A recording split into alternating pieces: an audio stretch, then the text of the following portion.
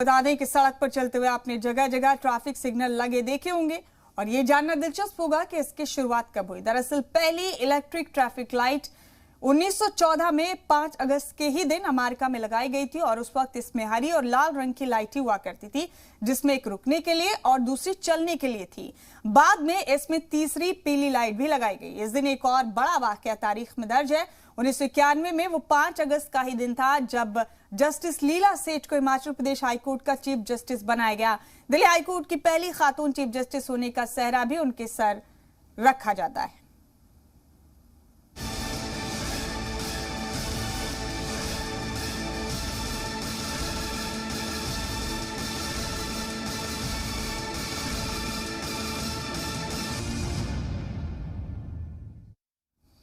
इसी के साथ हमारे इस बुलेटिन में इतना ही। दीजिए इजाजत। जाते जाते आप सिलसिलेवार तरीके से नजर डालिए आज की तारीख में दर्ज अहम वाकयात पर।